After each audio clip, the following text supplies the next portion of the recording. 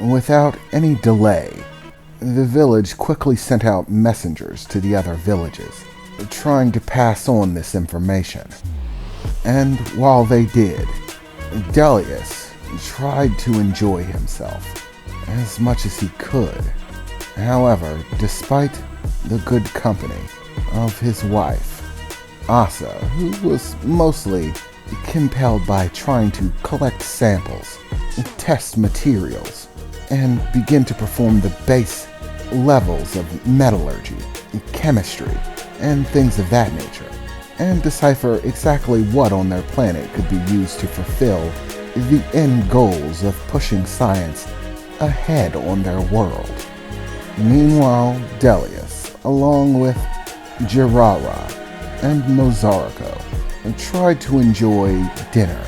Though it was prepared late, they enjoyed it, eating heartily, telling jokes and stories, Mozarko enlightening them about some of the cultures of her world.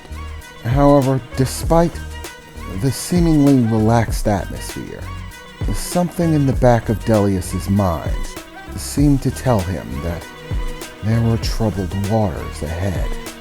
And through these thoughts, this feeling tearing away at the back of his mind, he could hardly enjoy the frivolity and good company. Though the meal was filling, somehow it was not as satisfactory as he wished it would have been. Delius often found himself looking towards the sky as night grew long and the sky filled with the stars and the moons above Hagara.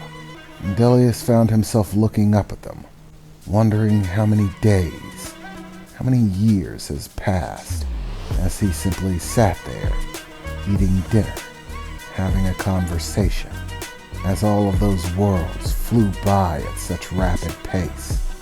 They have had this information much longer than Delius, have been thinking it over much longer than he has. Truthfully, he hoped that they might find some sort of solution, something that would end in everyone's benefit. But he continually found himself worrying that it would be the opposite, that the news of this child would only frighten them more. What would they do? How would they respond? Delius thought to himself as he stared up at those moons and stars. Eventually, Delius left the gathering, retreating back to his home for the first time in what felt like forever, but had actually only occurred within the same day. All of the events that he experienced, the battles, the conversations, the developments, the construction of councils, establishing of systems, all was done before it was time for him to go to sleep.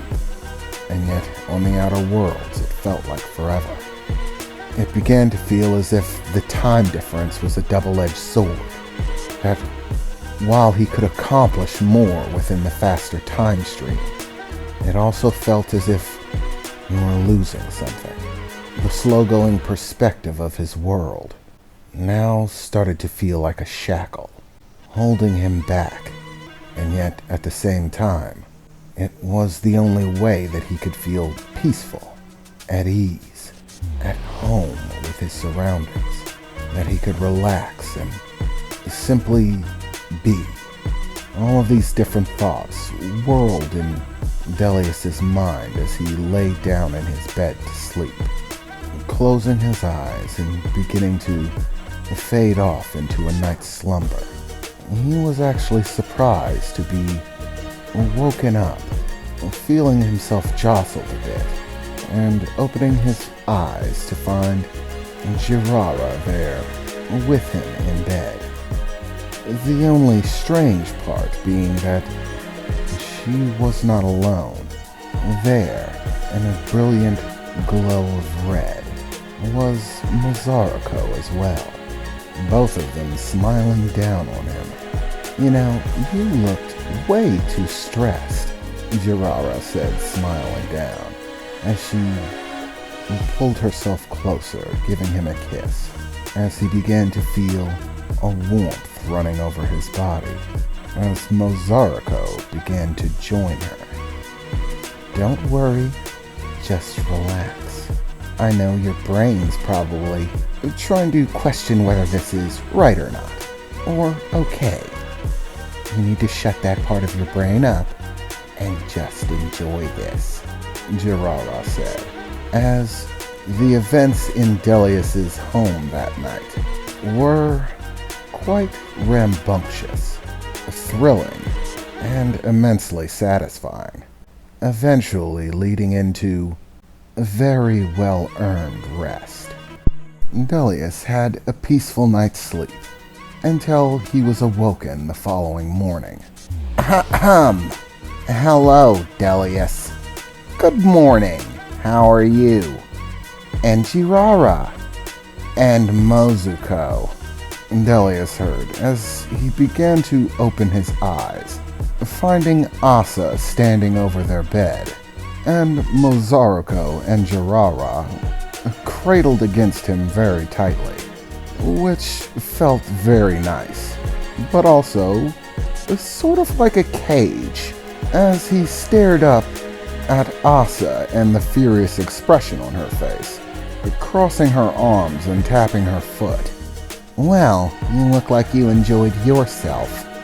In the moment, as Asa said the words, Delius had a very keen intuition that he should probably move. However, the very enjoyable cage that he was currently in prevented any such movement. There was no escape, as Jirara and Mozariko began to come to as well, both of them seeing Asa standing over the bed, looking quite annoyed. Oh, look, it's the mortal girl, the one that experimented on herself. What is it that you want, mortal? Mozariko said, rubbing some sleep out of her eyes. I am not mortal girl. My name is Asa. You sure work fast, don't you, Toots? I haven't the earthliest idea of what you're implying, Mozariko replied, as she sat up from under the blankets, stretching off a bit. I don't know why the dealings of the gods have any bearing on your temperament. Is the mortal perhaps a bit jealous? I am not jealous, Asa shouted.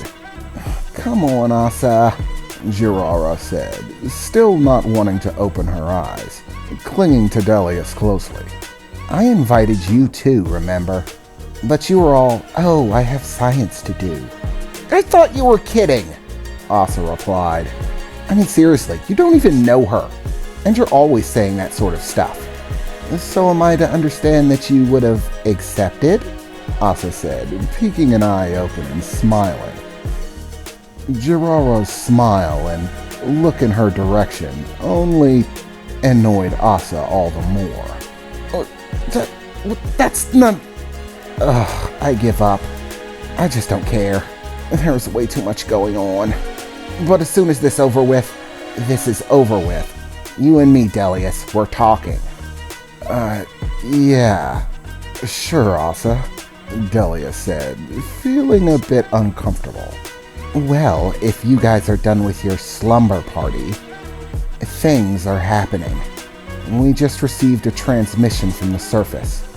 The outer worlds are sending a signal. They're calling a meeting. Apparently, news about Hegara's offspring got leaked. They were trying to keep it a little hush-hush, but somehow it got out. And now, every world in the system is in an uproar. The scientists doing research have all been called by ordinance to reveal all evidence and information that they've gathered. It is being compiled into a detailed events chronicle that will be displayed during the interplanetary gathering. In attendance will be some of our system's most prominent scientists, as well as powerful governing officials, and of course the interplanetary ambassadors, and their security. But while A champion from another tribe was supposed to be attending. They have specifically requested that you attend Delius, so they're requesting that you be transported back as soon as possible. They're holding the meeting until you get there. For whatever reason, you've become synonymous with your people. If anyone's going to be there, everyone wants it to be you. No substitutions. So, get up, get your clothes on, especially you, Miss Glowy Bits. Those glowy things may look nice, but try to cover them up. Not everybody wants a show in the morning, Asa said, rolling her eyes as she walked out of Delius's home. Ugh. Well, that's not exactly how I expected to be woken up this morning. And, as I expected, things are happening. The only question is how people are going to react.